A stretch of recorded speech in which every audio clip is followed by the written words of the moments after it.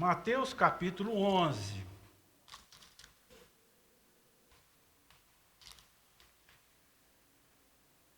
Versículos de 28 a 30. Vamos ler juntos? Vamos lá? Uma só voz? Vinde a mim, todos os que estáis cansados e sobrecarregados. Tomai.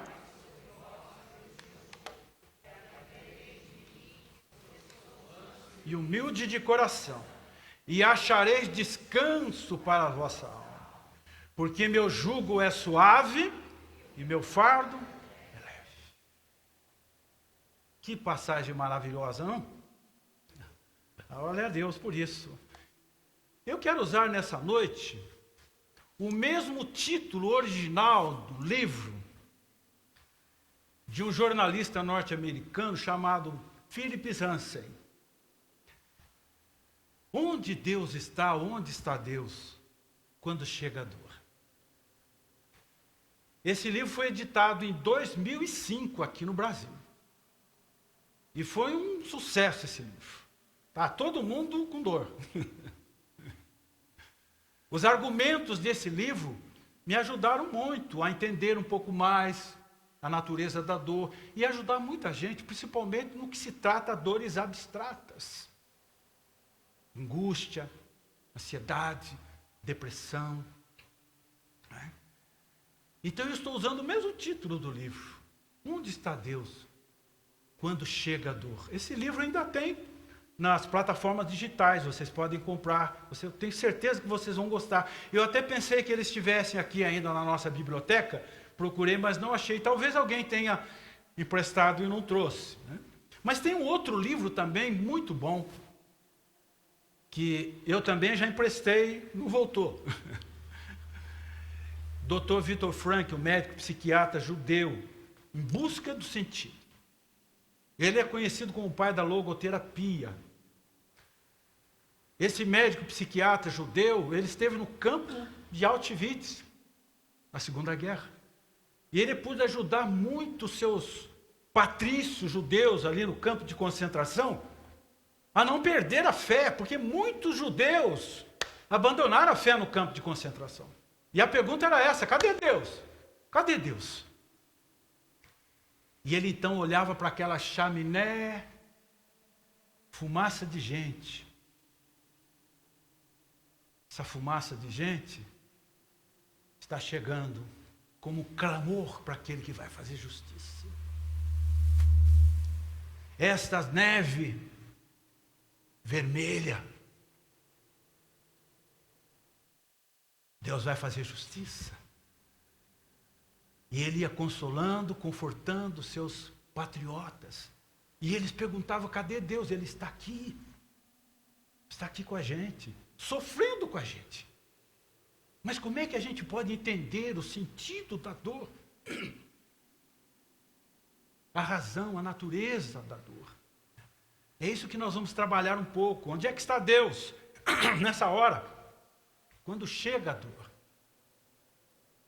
Dentro dessa linha de raciocínio, nós já podemos começar dizendo que a dor, que Deus, ele já está presente no próprio diagnóstico da dor, nos sintomas da dor. Quando começam os sintomas da dor, nós já podemos ver e sentir a presença de Deus. Os irmãos concordam que tudo que Deus fez é perfeito? Amém? Se ele fez a dor e colocou na anatomia humana, porque a dor na anatomia humana também seria uma coisa perfeita, útil, necessário. Portanto, a dor humana é um grito de socorro da alma, pedindo ajuda, dizendo alguma coisa está errada. Pare um pouco para pensar. E por mais que as dores sejam indesejáveis, é dom da graça divina. É dom da graça divina. Por isso que Paulo diz: em tudo dai, agradeça. Ah, Senhor, obrigado pelas dores ciáticas. Obrigado pelas dores ciáticas. Obrigado, ó Deus, pela artrite e artrose.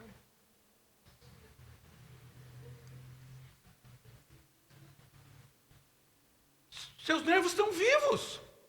Você está viva, por isso que você tem dor. Se vocês lerem esse livro do Ansem, vocês vão ficar chocados com algumas coisas. Do pastor levando gente lá para os campos de leprosário para ouvir a oração daquele povo. Ai, que vontade de sentir dor. Há umas 2 semanas atrás, eu fui fazer uma visita. E a pessoa começou a mexer com a mão assim. E dizia assim, eu estou com cãibra nas mãos. Cãibra. Mas a senhora não faz exercício? Não. Eu senti que ela estava com prazer de ter cãibra. Fiquei esperando para entender. E logo ela me deu a resposta. Ela disse assim, há muitos anos eu não sinto uma das minhas pernas. Eu entendi. Como ela queria sentir cãibra, onde? Aquela perna. Eu entendi, guardei isso para mim. A dor, por mais indesejável que seja, a dor da angústia, da opressão, da depressão, é uma bênção, é a alma pedindo socorro, é a alma te perguntando, o que é que você está fazendo desta vida que Deus te deu? Ela é uma só. A dor é como aquela luzinha verdinha do óleo que começa a piscar no painel do carro. Troca o óleo. Você fala, não tem tempo. Não posso parar, se eu paro, eu penso, se eu penso, eu choro. E a luzinha está piscando. Troca o óleo. Aí você não troca o óleo, o que vai acontecer? O motor vai fundir. Aí você vai ficar sem carro. E quando você ficar sem carro, aí você vai descobrir que aquele carro não era tão necessário assim, porque a vida vai continuar para você. Você vai descobrir coisas maravilhosas, você vai descobrir como é bom andar de metrô, bom andar de ônibus, bom pegar carona, bom andar a pé. E você vai continuar vivendo do mesmo jeito. Mas nós somos os nossos próprios algozes. Tornamos a nossa vida muito difícil. Procuramos muitas dores para nós. Eu gostei do Hélio ler o Salmo 131 domingo passado, é um dos meus prediletos. Ele diz, Senhor, não é soberbo o meu coração, nem altivo o meu olhar. Eu não ando à procura de grandes coisas, grandes projetos. Eu só quero descansar a minha alma, como uma criança desmamada descansa nos braços da mãe. E aquele que fez o convite, ele diz assim, tomai sobre vós o meu jugo, e aprendei de mim, porque eu sou manso e humilde de coração. Tenta ver a sua vida com um pouco mais de humildade. Tenta viver um pouco a vida, sem tantas demasias. Faça projetos mais simples. Vocês lembram daquela história do pipoqueiro que tinha a melhor pipoca da praça? Eu me lembrei agora. A pessoa foi comprar pipoca no pleno sábado, o pipoqueiro não estava mais lá, às 18 horas.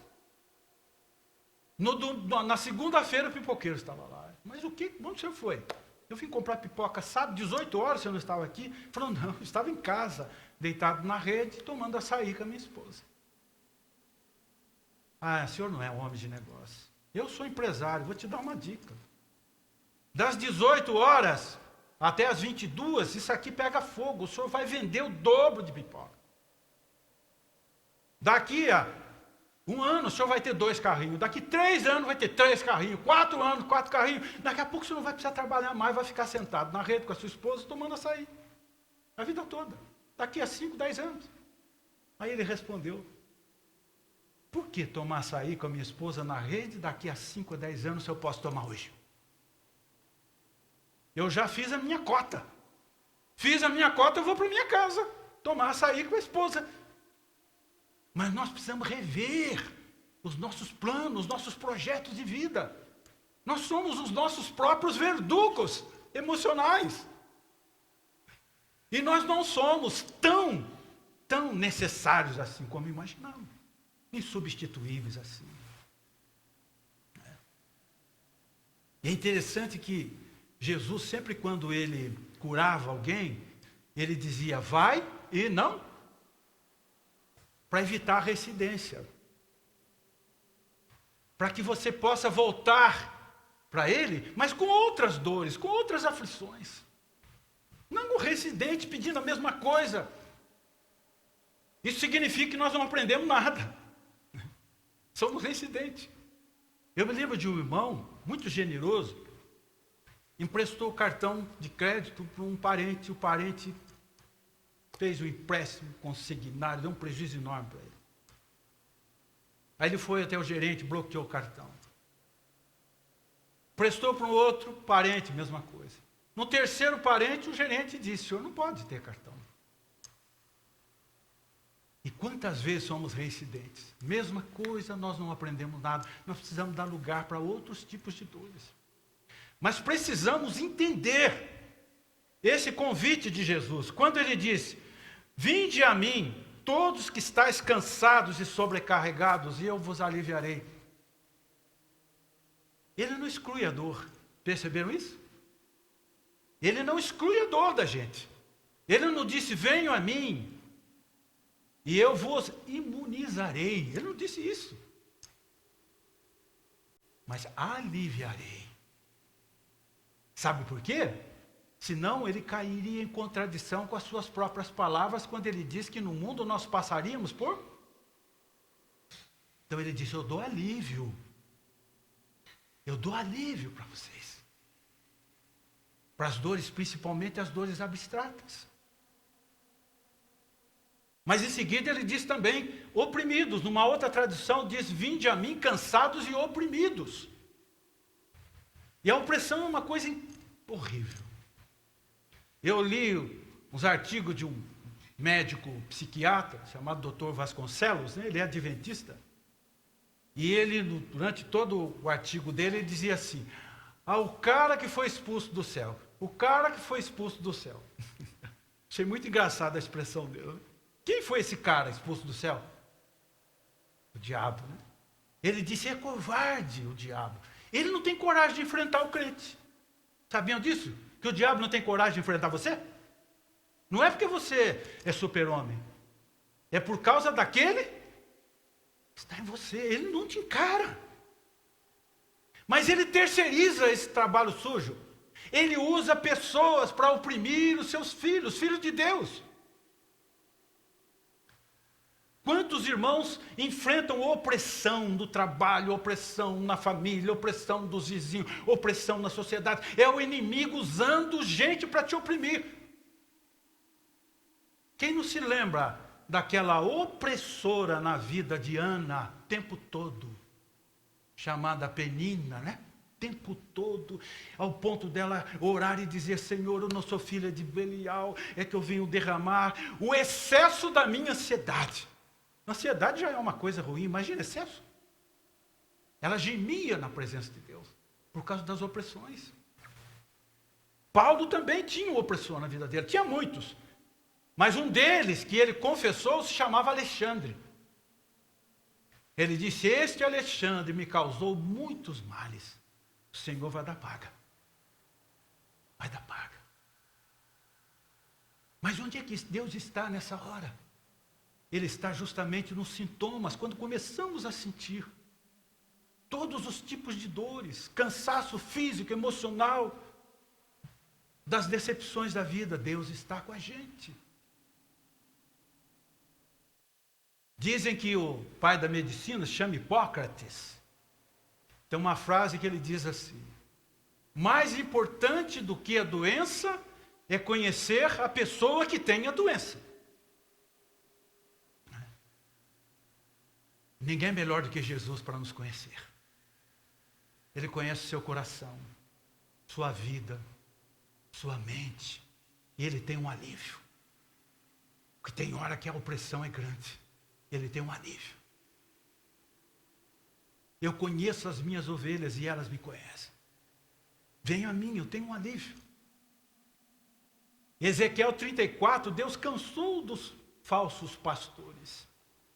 Ele disse, eu mesmo vou procurar as minhas ovelhas. As perdidas eu vou achar.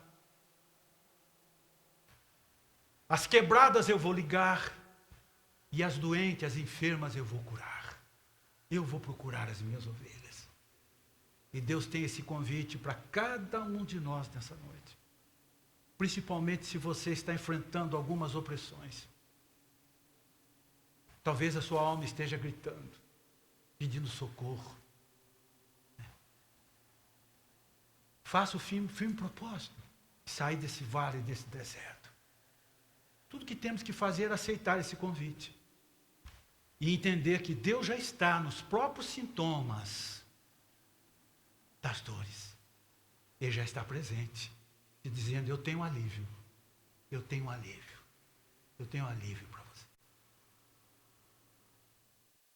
Mas reveja a sua vida, seus planos, seus projetos. O que você está fazendo com essa vida que eu te dei? Venha a mim, mas não venham com os mesmos problemas. Aprenda alguma coisa. Venham com outros problemas. Onde está Deus quando chega a dor?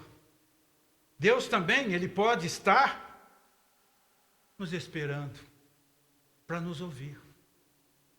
Do seu lado, do meu lado.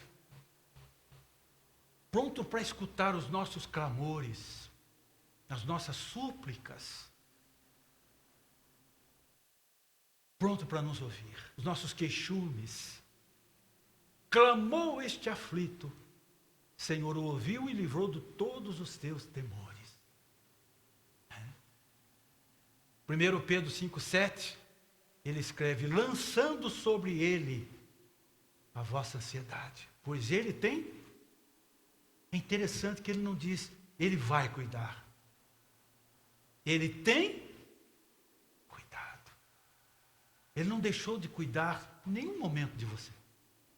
Nós é que não percebemos. A neurose do dia a dia não deixa a gente perceber que Ele está ali, do seu lado, cuidando de tudo. Cuidando. Deus não apenas ouve os nossos clamores, como Ele também pode nos tirar das garras, das dores, da angústia, da aflição. Das algemas, da angústia, da aflição, das teias que nos prende. Ele pode tirar o homem das dores, mas também as dores do homem. Ele pode fazer esse trabalho. Mas eu tenho que clamar, eu tenho que gritar. Tenho que até fazer uma catarse na presença de Deus. Eu creio que ninguém aqui vai no médico e senta ali e fica quietinho, né? O médico não vai deixar você ficar quieto. Você tem que falar. Fala para que eu te escuto. Tem que falar. Para ele diagnosticar, fazer a prescrição, você tem que falar para o médico. E quando nós falamos, ele ouve. E ele dá um alívio para o nosso coração.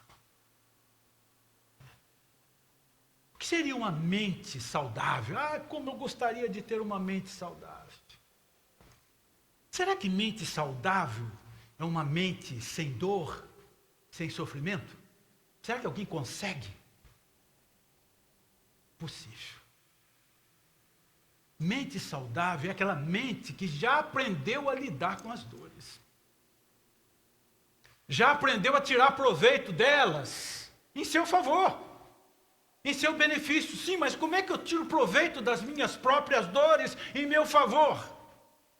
Através da oração, através do clamor, através da súplica. Enquanto você está num clima de festa, você não está clamando, não está buscando. Mas quando chega a dor, você corre para o Pai. Aprenda a lidar com as dores. É um convite para ir até Ele e receber alívio para a sua alma. Isso é mente sã. Não existe fé sem aflições. Não existe fé sem dramas. Não existe fé sem dor. Tudo que nós precisamos é aprender a colocar as nossas dores no lugar certo, na pessoa certa. Aí nós vamos encontrar respostas. É o que nós temos que fazer. E nós podemos lembrar da cruz. Os irmãos já pararam para pensar por que a cruz ela é vertical e horizontal? Já pararam para pensar? Talvez ninguém tenha pensado, ou alguém aqui tenha, ou sim ou não sei. Mas a cruz, ela é vertical para apontar para nós o caminho do buscai primeiro o reino de Deus e a sua justiça, e as demais coisas vos serão acrescentadas. Olha para o céu. De onde me virá o socorro? Vem do Senhor. Em tudo ele foi tentado e não pecou, para socorrer os que são tentados. Olha para o céu. Ele não vai te decepcionar. Depois que você olhou para cima, aí você vai na horizontalidade. No horizonte, aí você vai encontrar o próximo. No horizontal, o próximo, o semelhante. E depois que você buscou na vertical, aí no seu coração, na sua mente, você vai ter sabedoria para escolher os melhores amigos, os melhores profissionais, os melhores médicos, os melhores conselheiros. Você já foi na vertical? Os melhores amigos. Você já foi na vertical. Na horizontal, você já vai ter discernimento. É interessante que Paulo, ele dedicou a carta aos Filipenses, no capítulo 4, versículo 3, a um amigo oculto. Ele chamou esse amigo de companheiro fiel de jugo. Ele disse: a ti, meu fiel companheiro de jugo. Ninguém sabe o nome. Mas Paulo tinha um amigo, companheiro, fiel de jugo. Filipenses 4:3. Como seria um amigo fiel, companheiro de jugo, hein? Aquele que caminha aparelhado com a gente. Junto. Dividindo a carga. Paulo disse: levai as cargas uns. Você tem que ter um amigo, fiel, companheiro de jugo. Daí vem a palavra conjugal, casamento. Quem seria a sua amiga, companheira fiel de jugo, Múcio? Aqui. Tem que ser vice-versa. Tem que dividir. Dividir a carga. Marilda, cadê seu companheiro fiel de jugo? Está aqui do seu lado. Calma. Levando as cargas. Dona Graça, Roberto, tem que dividir a carga. Um do outro. É por isso que o italiano disse: eu ti voglio tanto bene. Mas está aí. Está aí, amiga fiel de jugo. E caminhando, aparelhado, como dois animais, carregando ali no jugo, dividindo o peso da carga, nós conseguimos chegar lá. Mas infelizmente, meus irmãos, está havendo hoje uma busca assim descontrolada pelas terapias, coach, medicações, como se o homem fosse capaz de tornar os seres humanos imortais. Superman, Superwoman, é impossível. Os medicamentos funcionam, claro que funcionam. Funcionam por um bom tempo. Mas não vai funcionar o tempo todo. Tem que procurar a causa, tem que conversar, tem que ver o que está acontecendo, no que a gente pode mudar, melhorar. Ninguém gosta da dor, né? Mas todo mundo gosta. E esse médico que eu li bastante sobre ele, o Dr. Vasconcelos, né? Psiquiatra, ele diz que quando os pacientes chegam lá no consultório dele, qual a primeira coisa que os pacientes pedem? Remédio. Ah, eu quero um Prozac. Ah, eu quero um Lorax. Ah, eu quero um Rivotril. Remédio. Porque alivia a dor, né? E remédio é uma coisa incrível, né? Hoje eu fui no médico. Eu torci o pé, o André assistiram tudo, né? O casal. Foi uma noite difícil, estava inchado, né? Hoje pela manhã foi no médico, radiografia, aquela coisa toda, né? Estava doendo ainda, né?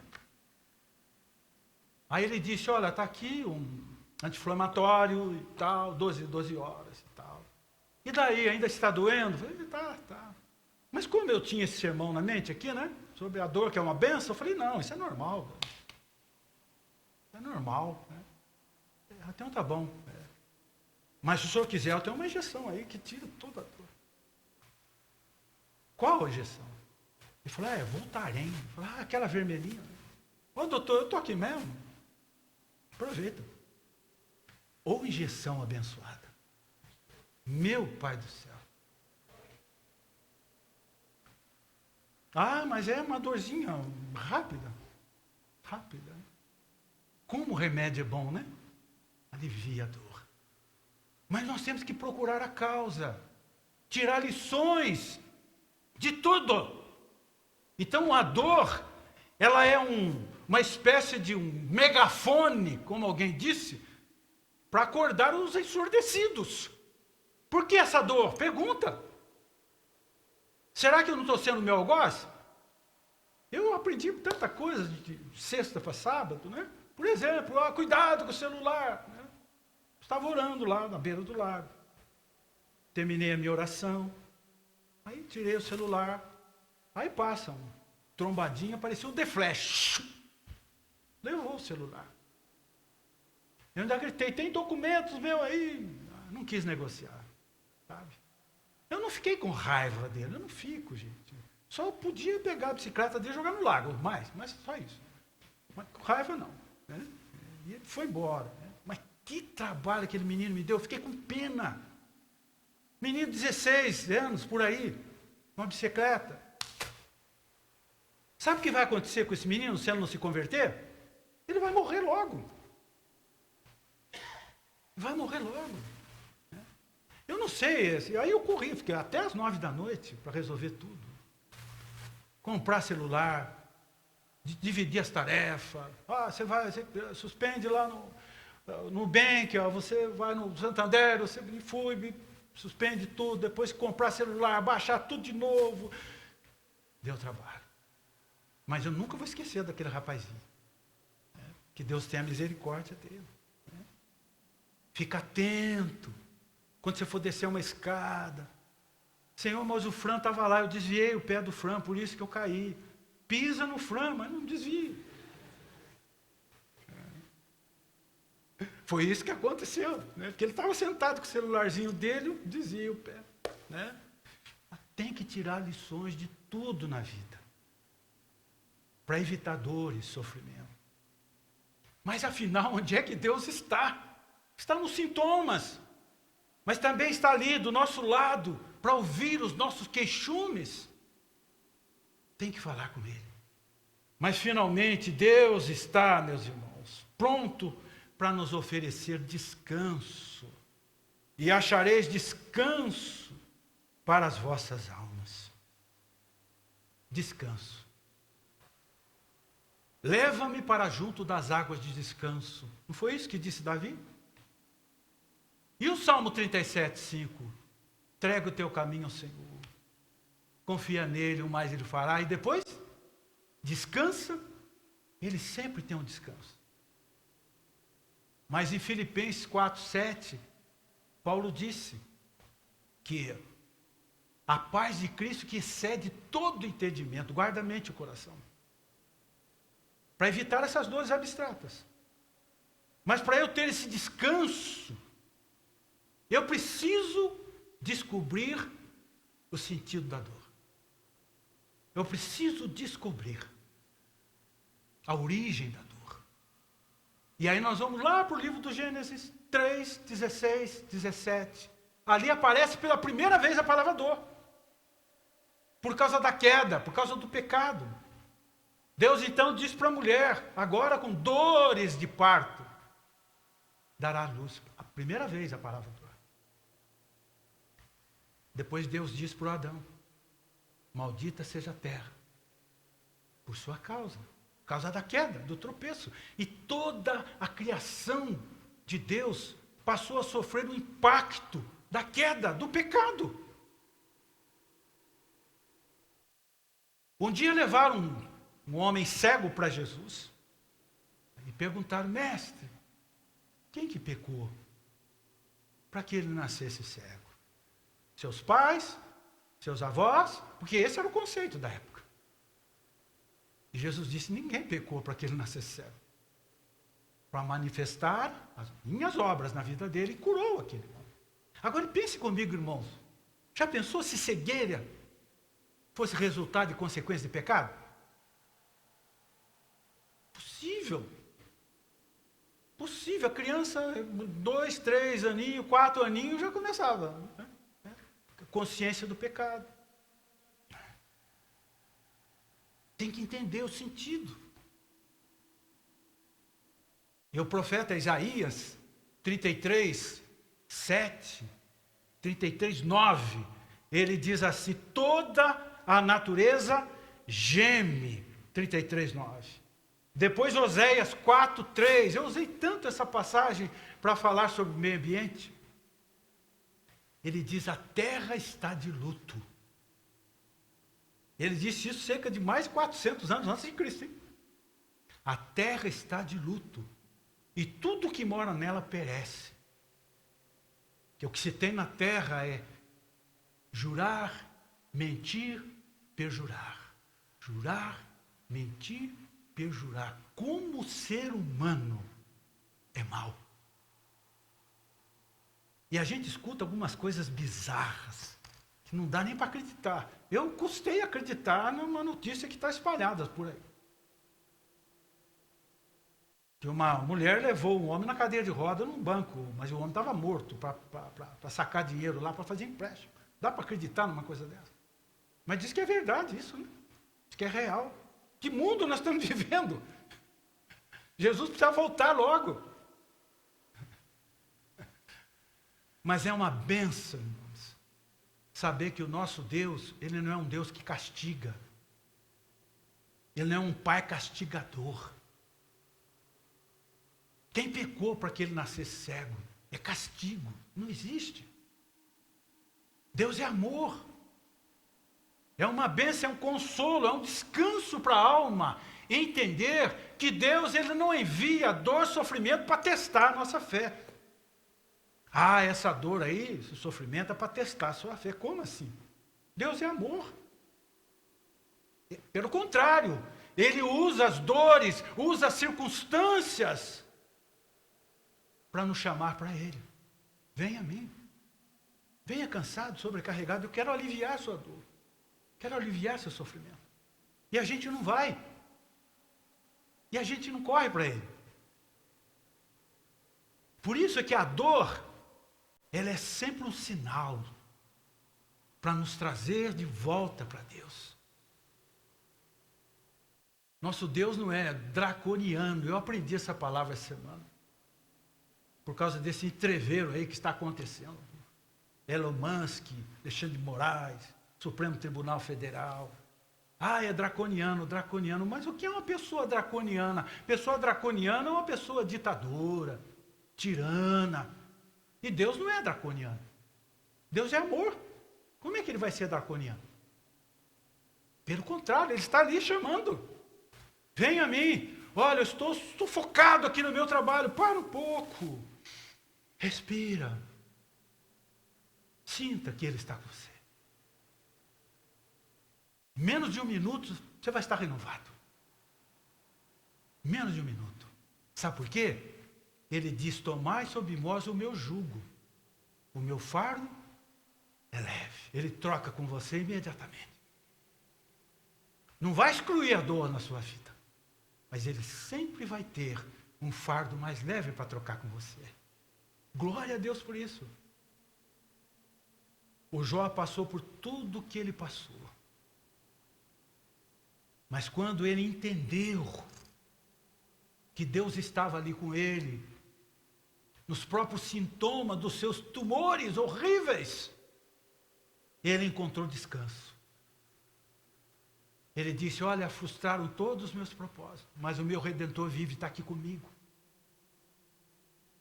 Ele sentiu que Deus estava ali. E ele sentiu que Deus estava com ele, principalmente quando ele começou a orar. E mudou o Senhor a sorte de Jó quando ele orava. A importância do clamor. Ore, Deus está pertinho de você, quer te ouvir. Mas ele sentiu esse descanso. Principalmente quando ele descobriu que Deus nunca o havia abandonado. Ele disse: eu só te conhecia de ouvir falar, mas agora os meus olhos te veem. Quero terminar essa palavra dizendo para os irmãos que esse vinde de Jesus, esse convite de Jesus, nos ajuda a admitir as nossas fraquezas. Nós precisamos urgentemente, irmãos, aceitar as nossas fraquezas. Cuidado. Tira o pé do acelerador. Não seja o seu próprio algoz. Nos ajude a olhar para a cruz. Olha para a cruz. Nos ajude a fazer um plano para sair desse vale, desse deserto. Não se acomode nesse vale, nesse deserto. Faça um plano. Em nome de Jesus eu vou sair desse vale, desse deserto. E determina isso no seu coração. Mas não tira os olhos daquele que está fazendo esse convite para você nessa noite. Venha até mim, cansados, sobrecarregados, oprimidos, e eu vos aliviarei. Eu tenho um alívio para você. Eu quero te dar um jugo mais leve, um jugo mais suave e um fardo mais leve. Onde Deus está quando chega a dor? Está aí, está aqui, pertinho da gente. Nós é que não percebemos. Possamos voltar para casa com essa mensagem no coração. Mas abaixa a sua cabeça. Quero orar por você, que talvez esteja sentindo o peso de um fardo que precisa ser aliviado. Talvez você esteja passando por isso.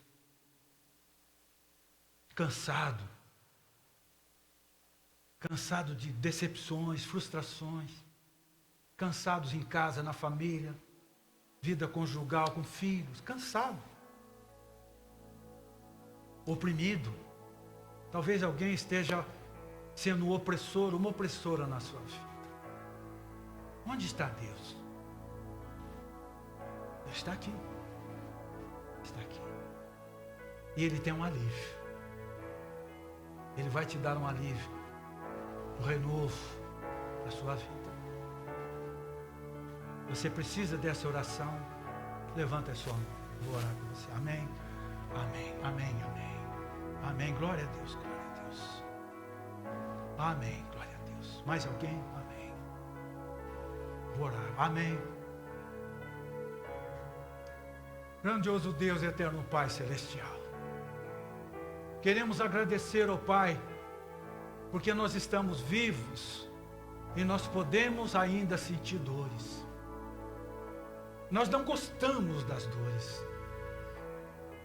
mas nós sabemos que o Senhor pode ter um alívio e dar um alívio para nós. E que o Senhor possa estar aliviando dores nessa noite, aliviando fardos nessa noite, nos libertando dos nossos opressores, nos dando um jugo mais suave. Teu Espírito Santo nessa noite, ó Pai, possa fazer essa obra em cada vida, principalmente na vida desses irmãos que se manifestaram levantando as suas mãos. Toque de uma forma especial essas vidas, ó Pai. Suas mentes, coração, que são as janelas que ficam escancaradas para a ansiedade. Estenda a tua mão. Faça essa obra, ó Deus, nessa noite, para que possamos voltar para casa renovados, aliviados, para enfrentar esta semana de cabeça erguida, cantando, te louvando, sentindo a tua presença cada instante do nosso lado, em nome de Jesus. Amém. Amém.